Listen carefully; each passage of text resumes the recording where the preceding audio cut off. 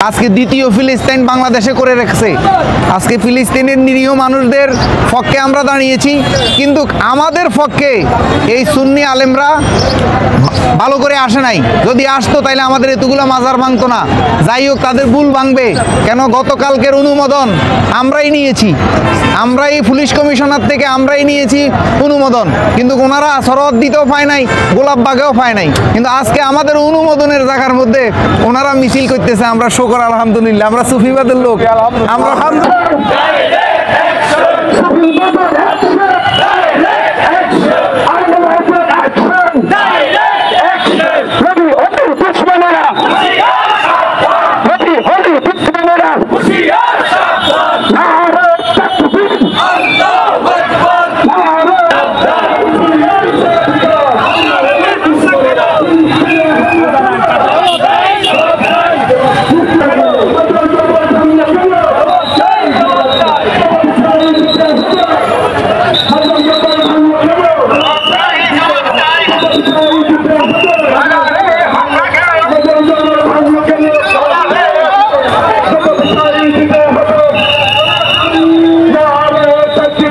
প্রতিষ্ঠিত হোক, বিশৃঙ্খলা যেন না হয়, আমরা সবাই একসাথে যেন বসবাস করি। ছোট্ট একটি দেশ, ছোট্ট একটি হায়াতের জিন্দিগি, 20-50 বছরের জিন্দিগি। আমি আপনি হানাহানি মারামারি যদি করতেই থাকি, আমরা সুখ বুক কবে করব? তাই এই ঝামেলার ধর্ম ত্যাগ করতে হবে।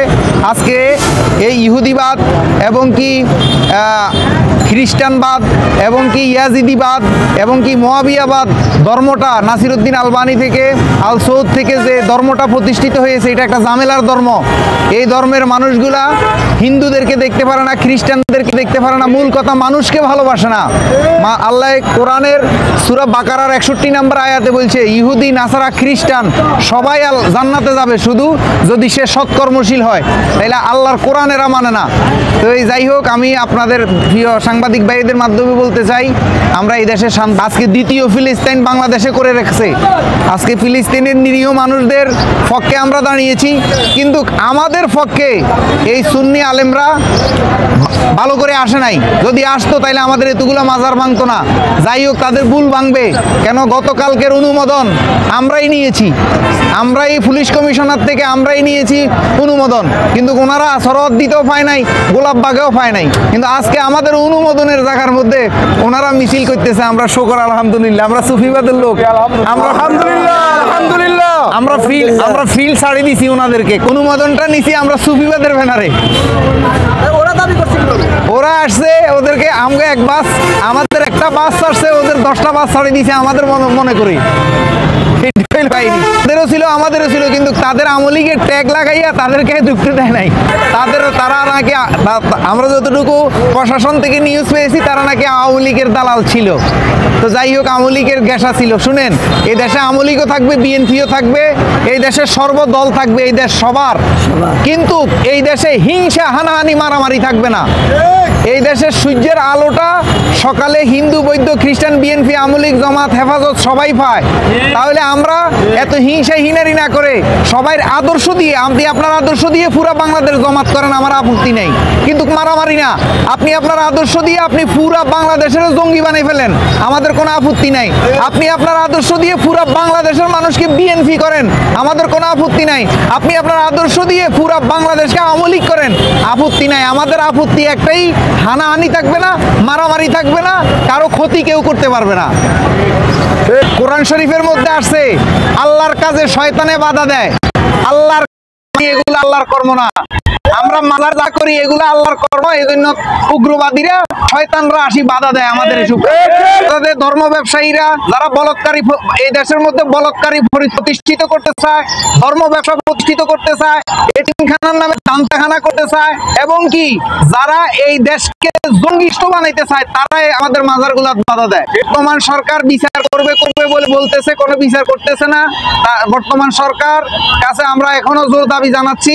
আজকের এই মাস ফর গ্যাদারিং অফ প্যালেস্টাইন থেকে আমরা আবৃত্তি জানাচ্ছি, এবং কি অভিযোগ, এবং কি আমাদের দাবি একটাই, আমাদের মাজারগুলো যারা ভাঙছে তাদের বিচার করা, এবং কি পূর্ণ নিন্দা হোক। এটা ছিল মা ফাতেমার রোজা, যে মা ফাতেমা আলাইহিস সালামের মাজার শরীফ যে ইহুদি জঙ্গিরা এই ইয়াজিদের সেলারা ভাঙচুর করছে, ওই ইয়াজিদের রক্ত এখনো বহমান। সেই আলেম ইয়াজিদেরাই আমাদের মাজারের গরু ছাগল দান বাক্সা সব লুটা করতেছে। নিঃসন্দেহে এরা হইলো ঝামেলার ধর্মের লোক, ঝামেলার ধর্মের লোক, এরা ইসলাম ধর্মের লোক না। মাজার ভাঙ্গার খুঁইলো, মাজারে আসলে সত্য জ্ঞানটা পায়, কোরআনের সঠিক কথাগুলো মানুষের হৃদয়ে প্রবেশ করে, মানুষ সৎ পথে আসে। এই জন্য মাজারগুলো যদি ভেঙে দেওয়া হয় তাহলে এরা অসৎ কাজ, আকাম কুকাম প্রতিষ্ঠিত করতে পারে। এই জন্যই তাদের মাজারগুলো ভেঙে দেওয়ার তাদের ক্ষোভ। কোনো সহযোগিতা পাই নাই।